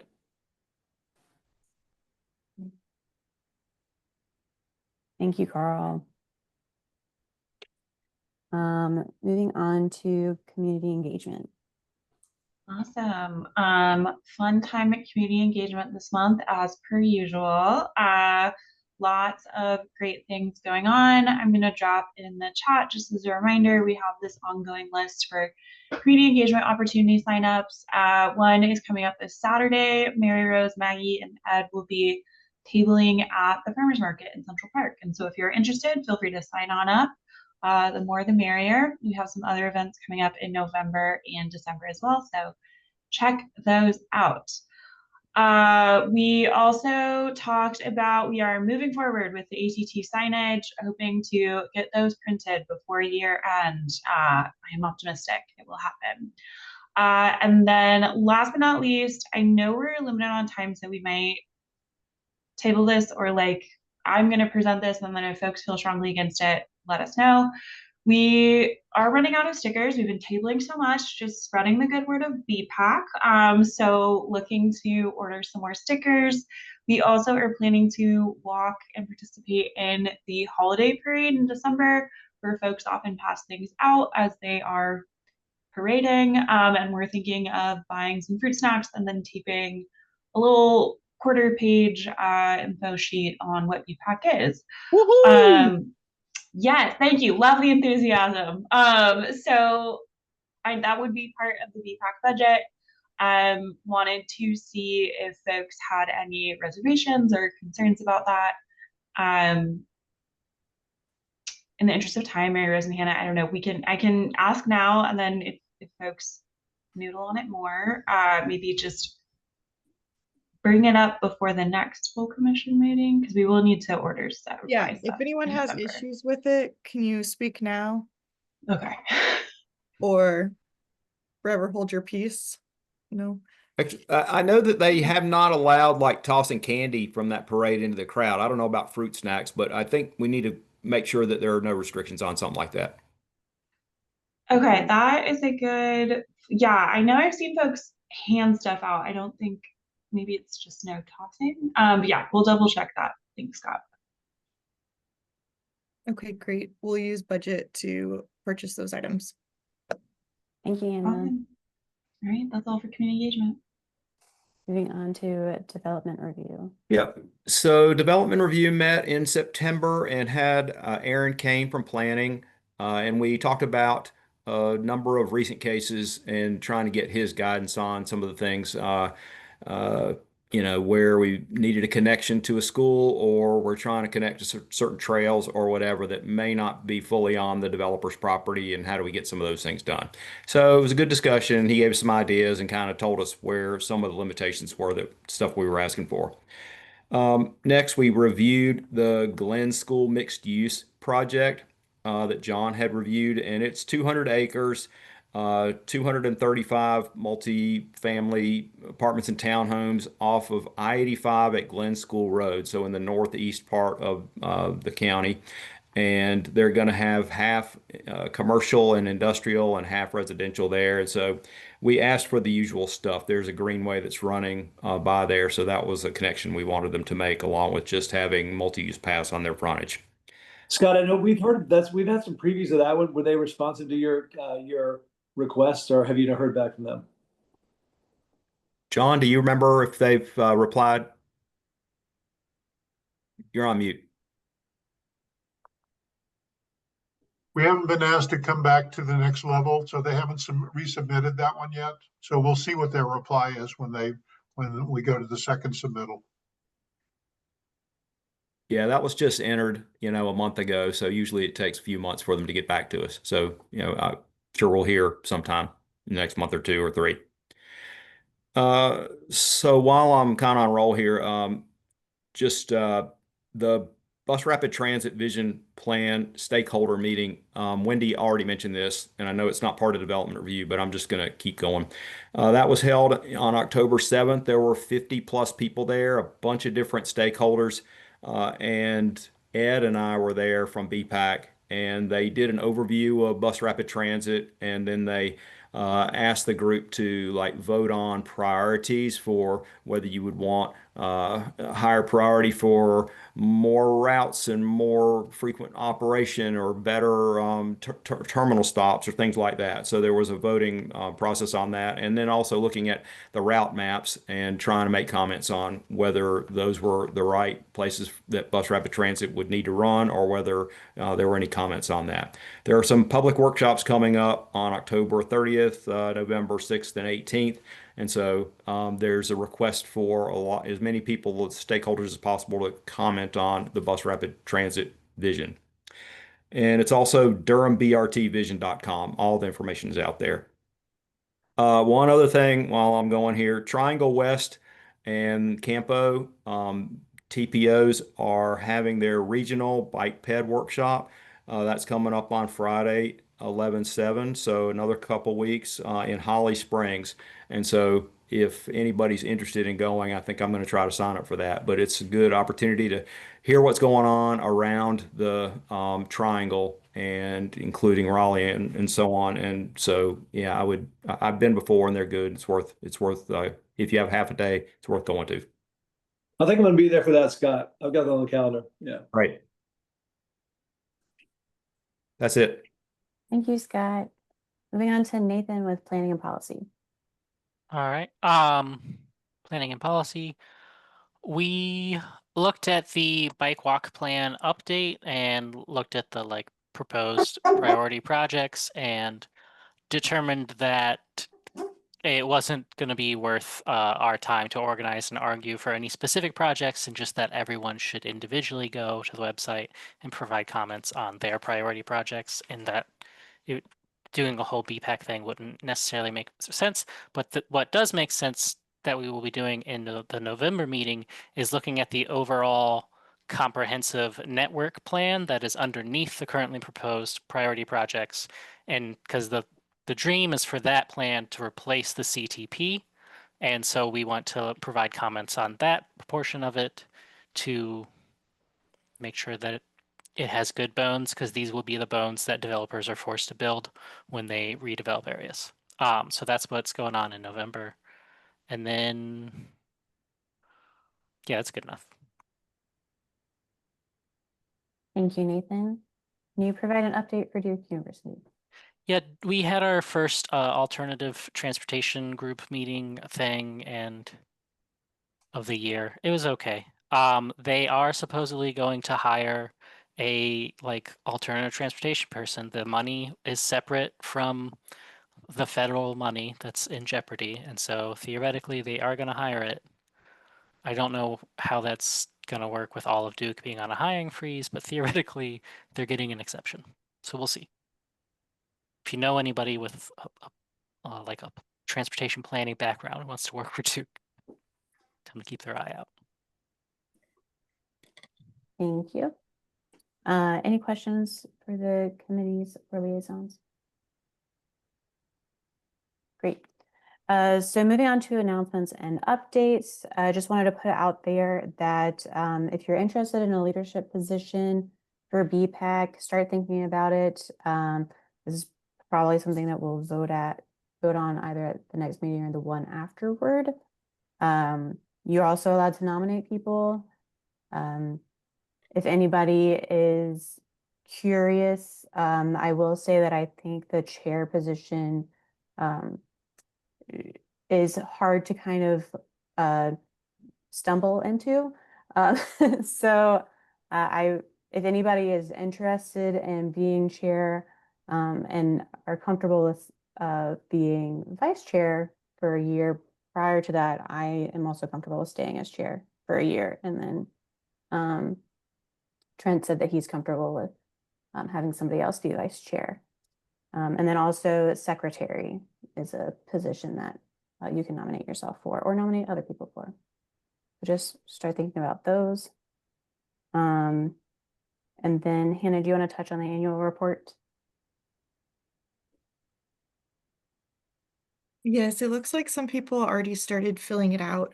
But basically anyone that's in leadership roles, so the committee chairs, and then also Mary and Trent, need y'all to fill out the just accomplishments from this past year. It is an annual report that gets submitted to both city and county commissions, just to kind of show, what has BPAC done, and yeah, and so I don't know all of the ins and outs of every commission or every committee. So need y'all to report, just give, like 10 bullet points or so. And then I'll drag those in and do the report. But need to have those by kind of the end of December, because the report does have to be finalized and sent through all of the on-base processing and everything at the beginning of January. So and then also that's something to think through too. We will need to start thinking about the annual retreat date and location. So it has to be in January, because I will be taking my parental leave in February, and it was noted that it cannot happen after I am on leave. So think through if there's any dates. Great. And then the November Zoom link, is that just you remembering to update the email link? That is no. So Okay. November is going to be where Brian Taylor is in I my see. role for this as the staff liaison, and then either Brian or Erin Convery. If Erin is presenting, then she'll be in that role. But he's working to get a Zoom account that has the higher features that I have, so people can't Zoom bomb. So it will be a new link for that. Once he gets the approvals and the Zoom account, the website URL will have a note on it and include that new link. And then also he'll make sure to coordinate with you, Mary, so it gets added to the agenda. But do know he will not be sending, either Brian or Erin will not be sending reminder emails. So put it on your calendar, make sure you're reminding yourself of the meeting, because they won't be doing any of that extra stuff that I do. So Sounds good.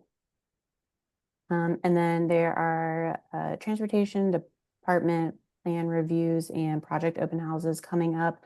So the Horton Road multi-use path open house is next Tuesday.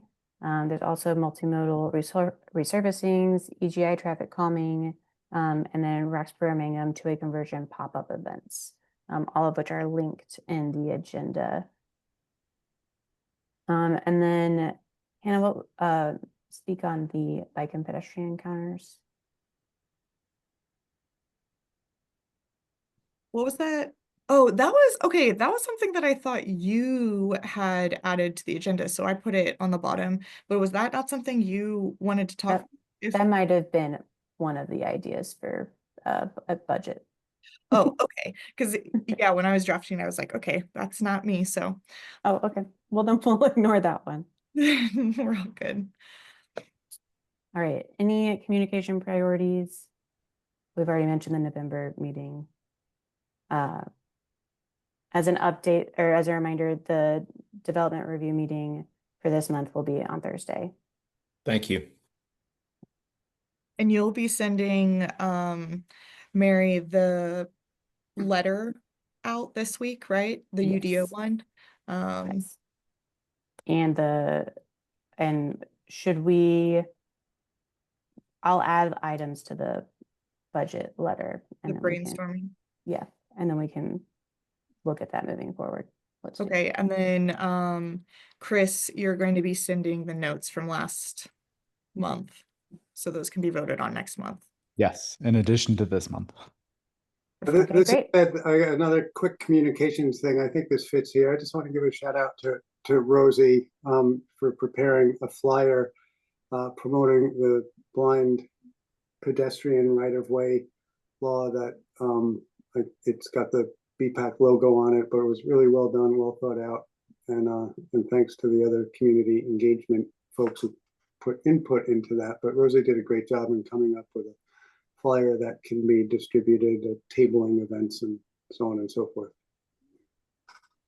Yes, thank you, Rosie, for that. And Hannah put the link in the chat if you want to look at it. All right. Well, thank you all for coming. Hopefully we'll be a little bit better on our scheduling for next month. And enjoy your time off, Hannah. Okay. All right. Thanks, Bye. y'all. Bye. Bye.